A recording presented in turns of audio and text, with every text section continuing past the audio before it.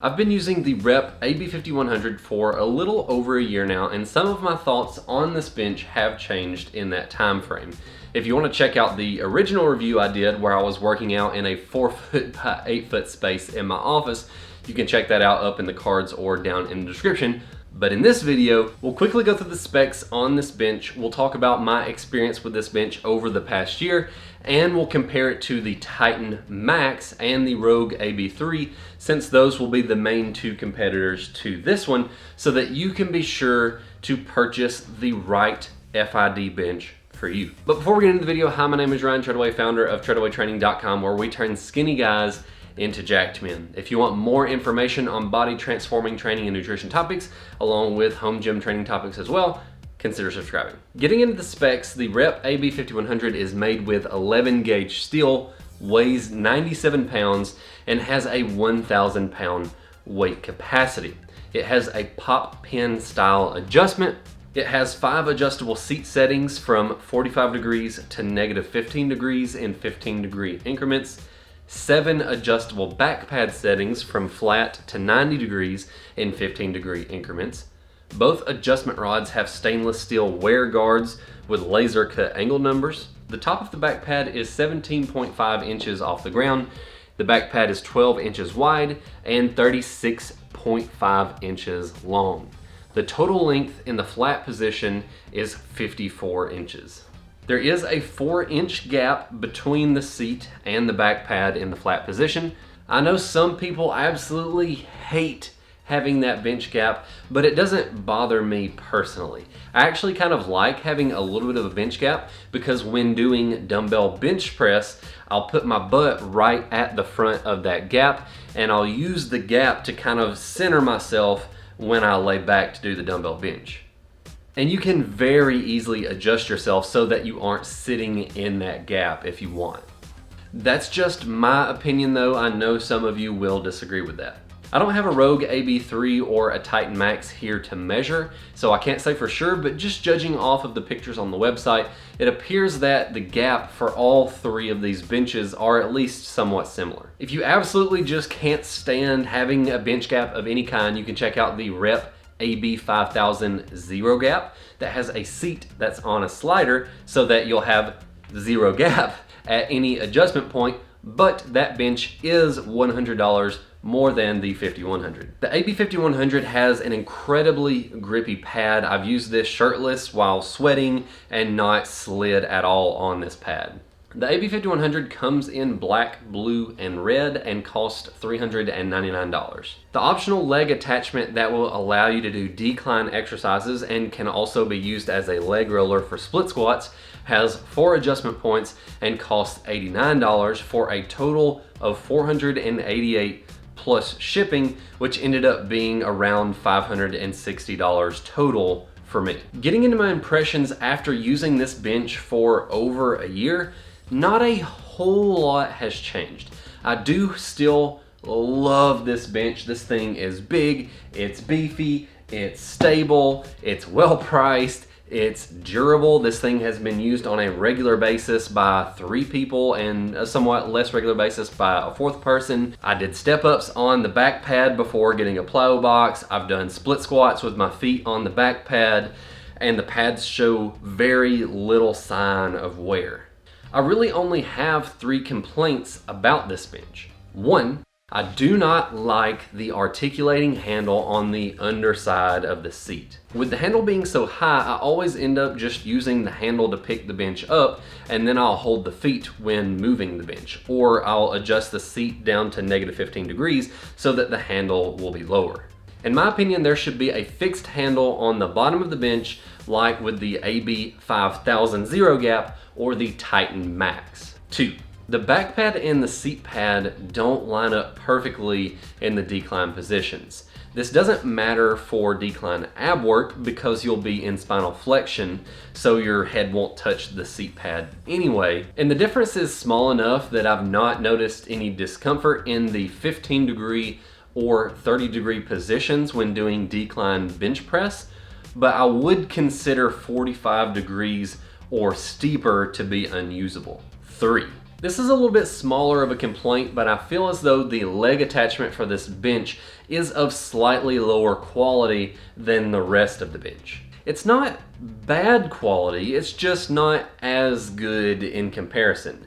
The leg pads are comfortable enough, but I would rather pay an extra $10 or so in order to get thicker leg pads and get washers to go on the end caps to prevent wear over time. Comparing the AB5100 against the competition, first up is the Titan Max. The Titan Max weighs in at 92 pounds, has 7 adjustable seat settings, 10 adjustable back pad settings, which is the most adjustments of these 3 benches. The product page doesn't say what gauge steel it's made of, and it has a 600-pound weight capacity. There are no wear guards on the adjustment rods and no angle numbers. I can't say for sure, so don't take this as gospel, but just by looking at the product page, it appears that the Titan Max uses standard bench pad upholstery, so it may possibly lack in the grip department. But again, I can't say this part for sure, and if you do have this bench and you can confirm that it does have grippy, nice upholstery, then you can leave that comment down below. The Titan Max comes in black only, comes with the leg attachment included, and costs $450 and free shipping. The Titan Max has the most adjustment points of the 3 and also comes in as the cheapest bench of the 3 by a slight margin, but it only has a 600-pound weight capacity. I personally weigh 200 pounds and my current bench max is 350 pounds for a total of 550 pounds on the bench already. And there are a lot of people out there who are a lot bigger and a lot stronger than me. That, the potentially lower quality upholstery, and some of the smaller nice to have things that are missing, such as the stainless steel wear guards with the angle numbers on each hole, put the Titan Max out of the running, in my opinion, considering that the AB5100 is so close in price. Next up, the Rogue AB3. Like the AB5100, the Rogue AB3 is also made of 11 gauge steel and weighs 117 pounds. Though I'm thinking this weight may be including the weight of the leg attachment, so I'm guessing that the Rogue AB3 weighs in at around the same weight as the AB5100. The weight capacity isn't listed for the AB3, but based on the fact that it's made of similar materials and is of a similar weight to the AB5100, I'm assuming that the weight capacity is also similar, so probably somewhere around 1,000 pounds. It has 6 adjustable seat settings and 9 adjustable back pad settings. The AB3 does have a couple more adjustment points than the AB5100, and I spoke with an individual the other day who owns the AB3 who informed me that it does do a little bit better of a job lining up in the decline positions. So if you do a lot of decline work at angles steeper than 30 degrees, this is definitely something that you'll want to consider. The feet are welded on the AB3, whereas the 5100 has bolted on feet. This will provide a slight stability boost, though it will also drastically increase shipping costs. And personally, I can say I've never had any stability issues out of the 5100. The AB3 comes in black only, and then there's the price, which is the difference maker here. The AB3 cost $935. After accounting for shipping, for me, the Rogue AB3 would cost $1,203, which is roughly $640 more than the AB5100. Overall, I feel as though the Rogue AB3 and the Rep AB5100 are of similar quality. With the Rogue, you are gaining a couple of back pad adjustments and a slightly higher quality leg attachment, whereas with the AB5100, you're gaining a couple of admittedly not as important details, such as the stainless steel wear guard with the laser cut hole numbers and a couple of extra color options. For me personally, it's really hard to justify that extra cost unless you specifically do a whole lot of decline bench work at 45 degrees or steeper.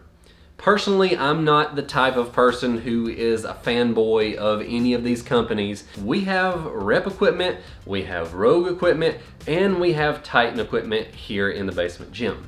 I just want the best equipment for the money, and in this case, I feel as though the Rep AB5100 is still the clear winner, even with those 3 complaints that I mentioned previously. If you're working with a more limited space and you want to see my previous home gym setup where I was working out in a 4-foot by 8-foot space in my office, you can check out this video, or if you want to check out the original review of the AB5100, you can check out this video. As always, God bless you and your family, and we'll see you next Sunday.